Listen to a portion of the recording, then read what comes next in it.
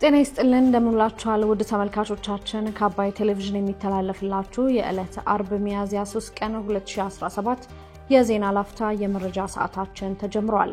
ከትግራይ ክልል ፕሬዝዳንትነት የተነሱት አቶ ጌታቸው ረዳ የጠቅላይ ሚኒስትሩ የምስራቅ አፍሪካ ጉዳዮች አማካሪ ሆነው መሾማቸውን የትግራይ ክልል ፕሬዝዳንት ሌተናል ጀነራል ታደሰ ወረደ በክልሉ አመራሮች መካከል ያሉ ልዩነቶችን ለመፍታት ህዝባዊ ኮንፈረንስ እንደሚካሄድ መናገራቸውን እንዲሁም በአማራ ክልል እየተካሄደ በሚገኘው ምክክር ያልተሳተፉ አካላትን ለማሳተፍ የጀመረውን ጥረት እንደሚቀጥል የሀገራዊ ምክክር ኮሚሽን ማስታወቁን ጨምሮ በርከት ያሉ መረጃዎችን ይዘናል። ከዜናዎቹ ጋር ራቢያ ከድር አብራችሁ ቆይታ አደርጋለሁ።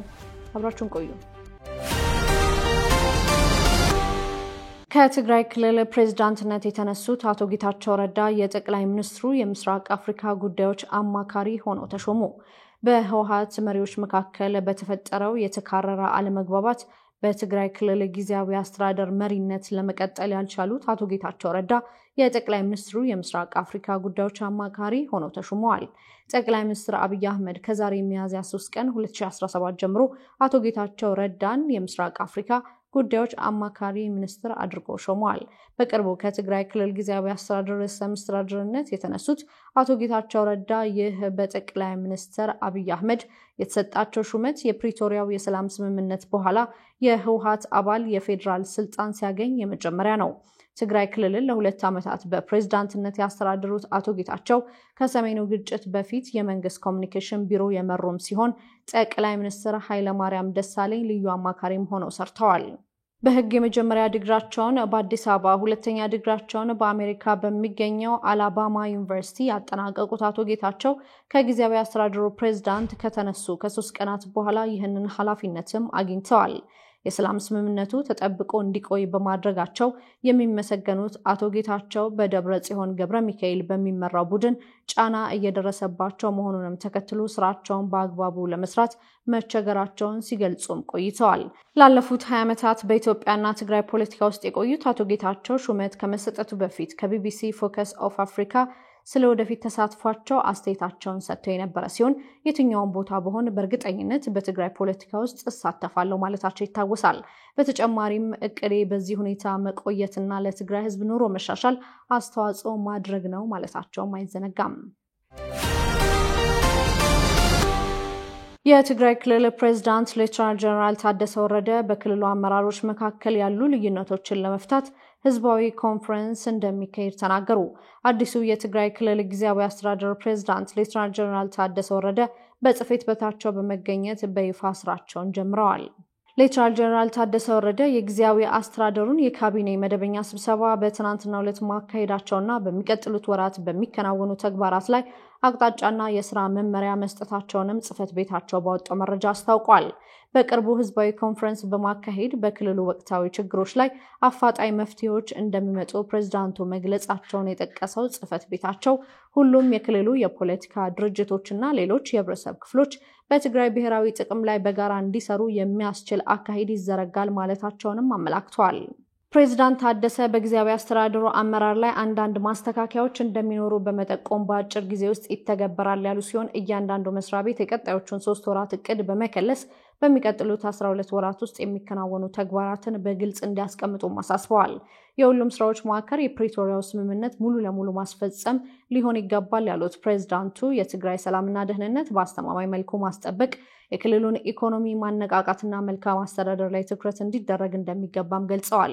ልዩነቶቻችንን ወደ ጎን በመተው የትግራይና የህዝቦቹን ቀጣይ ህልውና ዋስትና እንዳገኙ ለማድረግ የሚያስችል ስራ በጋራ መስራት አለብን ያሉት ፕሬዝዳንቱ ገፊና ተገፊ የሆኑበት ሁኔታዎች ስለሌሉ አንድነታችንን አጠናክረን በጋራ መስራት አለብን ማለታቸውንም ጽሕፈት ቤታቸው ገልጿል።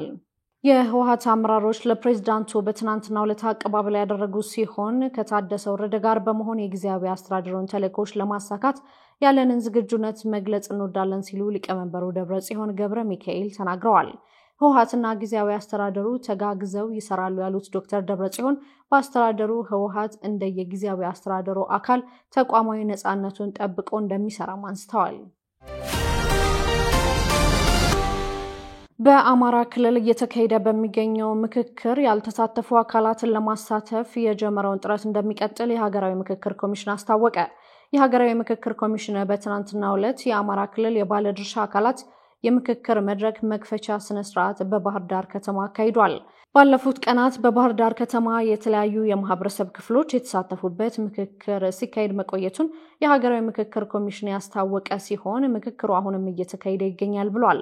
የባለድርሻ አካላት የምክክር መድረክ መክፈቻ ስነ ስርዓት ላይ ንግግር ያደረጉት የሀገራዊ ምክክር ኮሚሽን የአማራ ክልል አስተባባሪ ኮሚሽነር አቶ መላኩ ወልደ ሚካኤል በክልሉ ባለው ወቅታዊ የጸጥታ ሁኔታ ምክክር መደረጉን በተመለከተ የሚቀርቡባቸውን ትችቶችም አንስተዋል። የአማራ ክልል ጉዳይ ያገባናል የሚሉ የክልሉ ተወላጆች በእስር ቤት እያሉ ተሰደው ባለበት እንዲሁም ለትግል ጫካ በገቡበት ሁኔታ ኮሚሽኑ በአማራ ክልል ምክክር ማድረጉ የሚኮንኑ እንዳሉም በተለያዩ አጋጣሚዎች እንሰማለን ብለዋል። መረጃዎቹ ደርሰውናል ያሉት አቶ መላኩ በተለያዩ ምክንያቶች ጫካ ገብተው ትጥቅ ትግል እያካሄዱ የሚገኙ እስር ቤት ያሉ እንዲሁ ሀገራቸውን ለቀው የተሰደዱ የአማራ ክልል ተወላጆች በሀገራዊ ምክክር እንዲሳተፉ የሚያስችሉ ሁኔታዎችን ለመፍጠርና ጥረቱንም ለማሳካት የተጀመረው ጥረት ተቋሙ አጠናክሮ እንደሚቀጥል ማስታወቃቸውንም ኢትዮጵያ ኢንሳይደር ዘግቧል። ኮሚሽኑ በዚህ ረገድ ያለውን አቋም ለተሳታፊዎች ያስረዱት አቶ መላኩ በአማራ ክልል እየተካሄደ ያለው ምክክር እጅግ ከፍተኛ ክዋኔ የተመዘገበበትም ነው ብለዋል። አሁንም ቢሆን በምክክር ያልተሳተፉ የክልሉ ተወካዮች መኖራቸውን የጠቀሱ ኮሚሽነሩ ሆኖም ሂደቱ ለየት ያለ አጀንዳ አለን ልንሰማ ይገባል የሚሉ ሁሉ ኮሚሽኑ እንደሚያስተናግድ መግለጻቸውንም ዘገባው አክሏል። የስዊዘርላንድ መንግስት ባለፉት 3 ወራት 19 ኤርትራውያን ታዳጊዎችን ወደ ሀገራቸው በግዳጅ መለሰ። የስዊዘርላንድ መንግስት ባለፉት 3 ወራት ብቻ በትንሹ 19 ኤርትራውያን ታዳጊዎችን ወደ ሀገራቸው በግዳጅ መመለሱን የስዊዘርላንድ ጋዜጦች ዘግበዋል። የሀገሪቱ ባለስልጣናት 50 ኤርትራውያን ጎልማሶችንም ወደ ሀገራቸው እንዲባረሩ ትዕዛዝ መስጠቱንም ዘገባዎቹ ጠቅሰዋል። ይህንንም ተከትሎ የኤርትራውያኑ ስደተኞች ጠበቆች ኤርትራውያኑን የማባረር ትዕዛዝ በመቃወም ለፍርድ ቤት 70 ያህል አቤቱታዎችን አስገብተዋል ተብሏል። ያለ ወላጅ ድጋፍ ስዊዘርላንድ የገቡ ህፃናት ከሀገር ማባረር አገሪቱ ያጸደቀችውን የተመድን የህፃናት መብት ድንጋጌ ይጥሳል የሚሉ ትችቶችም እየቀረቡ ነው ተብሏል። በተጨማሪም ወደ ኤርትራ በግዳጅ እንዲመለሱ የተደረጉ ስደተኞች ወደ እስር ቤት ላለመወርወራቸው የሰብአዊ መብት ጥሰት ሰለባ ላለመሆናቸው ዋስትና የለም የሚሉት ትችቶቹ እየቀረቡ መሆኑንም ዘገባው ጠቅሷል። የስዊዘርላንድ ባለስልጣናት ኤርትራውያን ከወራት በፊት የነጻነት በዓል እንዳያከብሩ ከልክሎ የነበረ ሲሆን ይህንንም የኤርትራ መንግስት መቃወሙም ይታወሳል።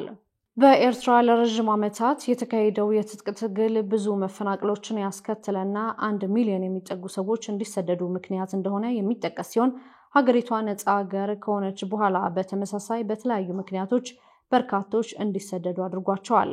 ይህንም ተከትሎ በኢሳያስ መንግስት አስተዳደር ላይ ቅሬታ ያላቸው ወገኖችና ደጋፊዎች በአውሮፓና በአሜሪካ የተለያዩ ክብረ በዓላት ላይ ሲጋጩም ይስተዋላል።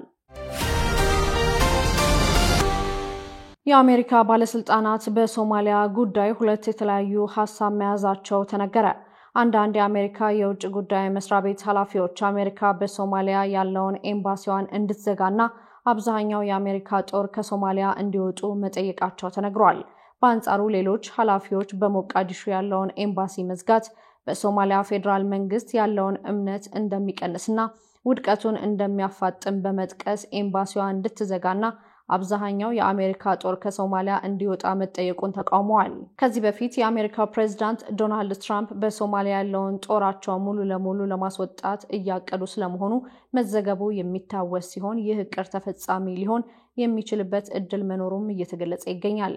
ሶማሊያ ባለፉት ዓመታት በአልሸባብ ጫና ውስጥ የቆየች ሲሆን በቅርብ ጊዜ ወዲህ ደግሞ አልሸባብ ዳግም ማንሰራራት መጀመሩ ስጋት ፈጥሯል። በተለይም የሀገሪቱ ፌዴራል መንግስት በስሩ ከሚገኙ ግዛቶችና ራሳቸው ከፌዴራል መንግስቱ ከለዩ ግዛቶች ጋር ውጥረት ውስጥ መግባቱን ተከትሎ አልሸባብ እየተስፋፋ መምጣቱም እየተነሳ ይገኛል። ታጣቂ ቡድኑ በቅርቡ በሞቃዲሾ በሚገኙ ኤርፖርት ላይ ተደጋጋሚ የሞርታር ጥቃት መሰንዘሩና በሌሎች ቦታዎች ላይ የአጥፍቶ ጠፊ እየፈጸመ መምጣቱ መስፋፋቱን የሚጠቅስ ተደርጎ እየተወሰደ ይገኛል። አልሸባብ በሞቃዲሾ ኤርፖርት ላይ የሞርታር ጥቃት ማድረጉ የዓለም አቀፍ በረራዎችን መስተጓጎል እንደገጠማቸውም ሲነገር ሰንብቷል። የተለያዩ መረጃዎችን ያደረስንበት የዕለተ አርብ የቀትር የዜና ላፍታ የመረጃ ሰዓታችን የተከታተላችሁትን ይመስል ነበር። ውድ ተመልካቾቻችን በያላችሁበት መልካም